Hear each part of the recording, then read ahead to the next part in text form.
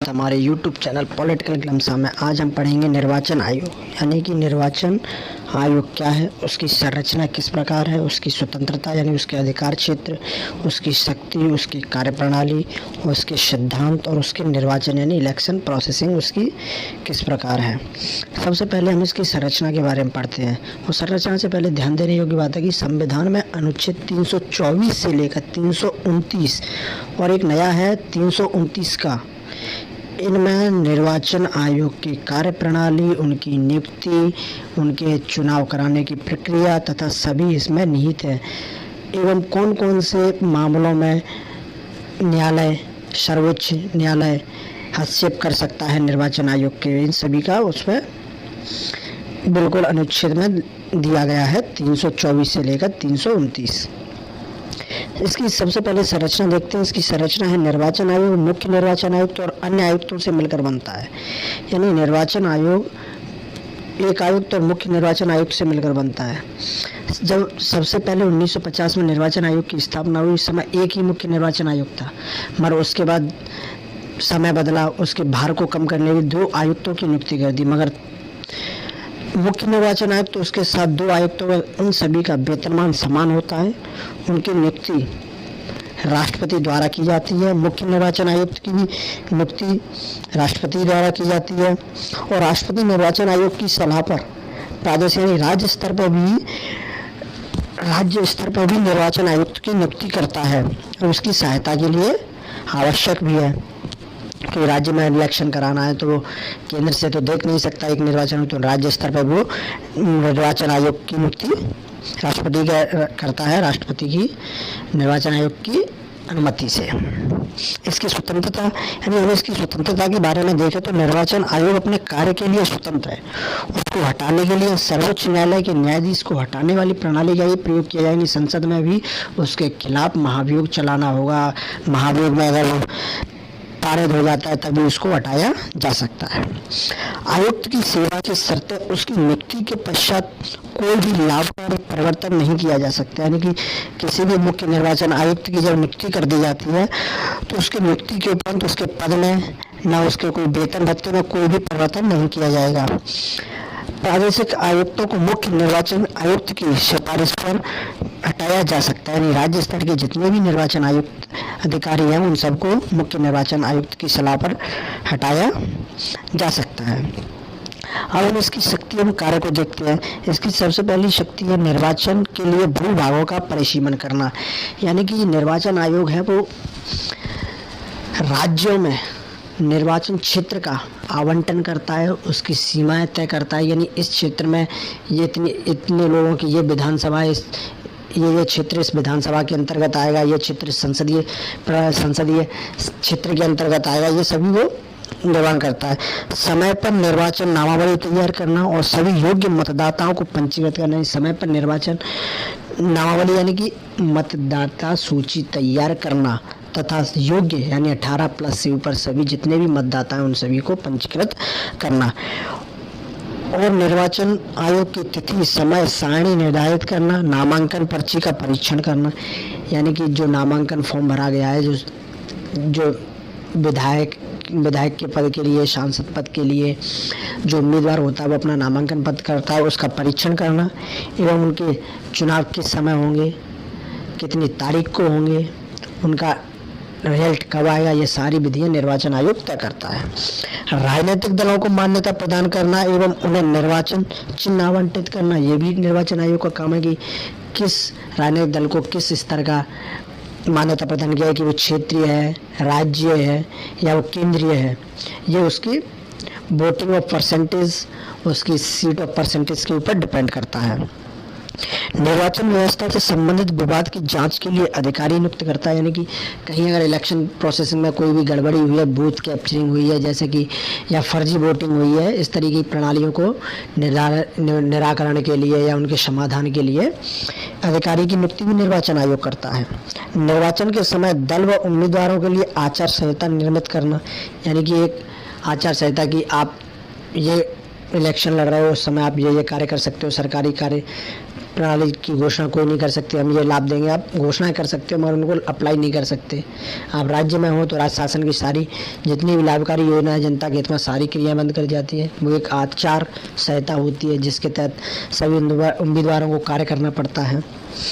संसद और विधान परिषद सदस्यों की अयोग्यता से संबंधित मामलों पर राष्ट्रपति को भी सलाह देता है निर्वाचन आयोग, यानी इनकी सदस्यता सही है कि गलत है इन सब मामलों पर।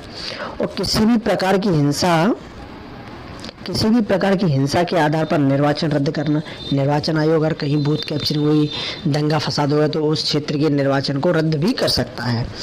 निर्वाचन कराने के लिए कर्मचारियों की आवश्यकता के बारे में राष्ट्रपति और राज्यपाल से आग्रह करना, यानी कि किसी अगर प्रधानमंत्री का इलेक्शन हो रहा है तो वहाँ राष्ट्रपति से अनुरोध करेगा कि हमें इलेक्शन कराना यानी चुनाव कराना, तो हमें कर्मचारियों की आवश्यकता है, कर्मचारी हमें प्रदान करें जिससे हम चुनाव करा सकें या निर्वाचन करा सकें, यानी वहाँ की जो सांसदों को चुन सकें संसद के लिए।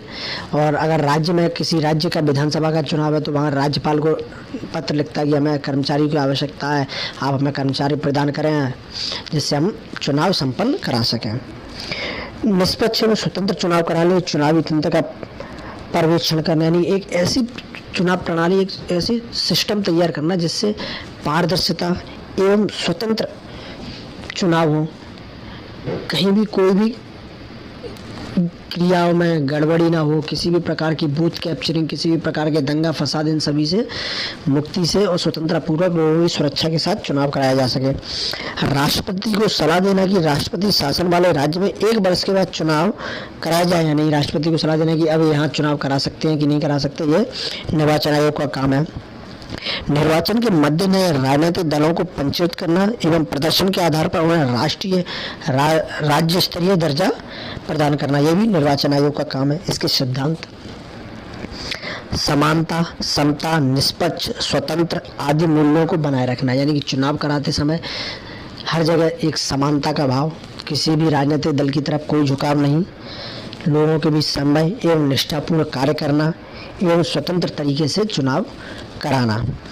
स्वतंत्रता, स्वचित, पारदर्शी, स्वचालित, जवाबदेही एवं पेशेवर दृष्टिकोण के साथ चुनाव संपन्न कराना, यानी कि इसको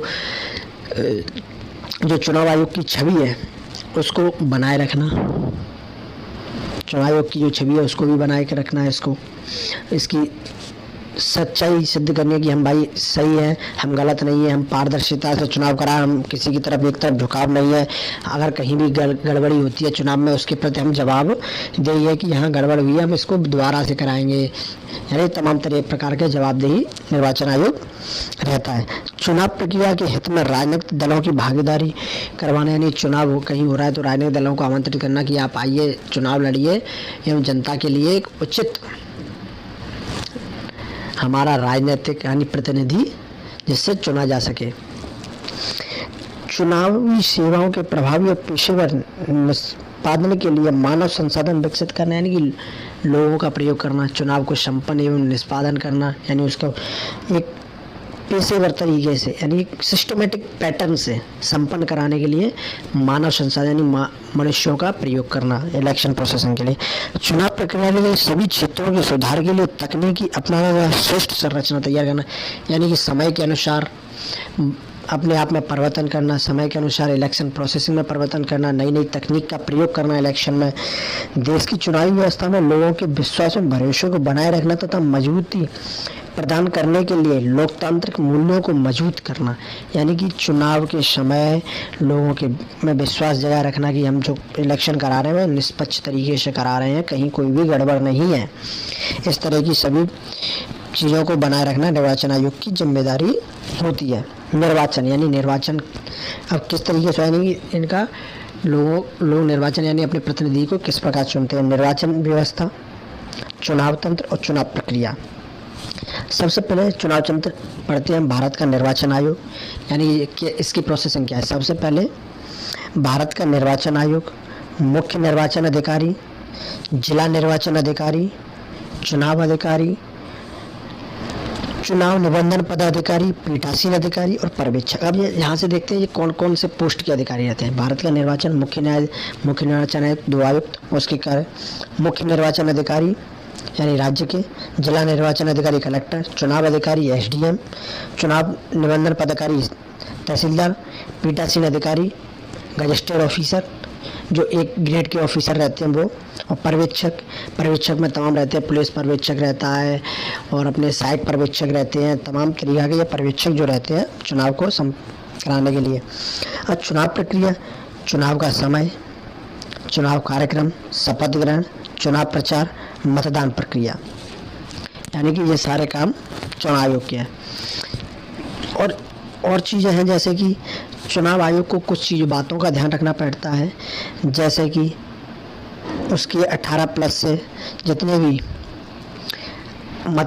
मताधिकार प्राप्त करने वाले नागरिक हैं उन सभी का परीक्षण, उन सभी को धर्म, जाति, लिंग और क्षेत्र के आधार पर भेदभाव नहीं किया जा सकता, सभी को पंजीकृत किया जाएगा। इन बातों का भी ध्यान रखना होता है।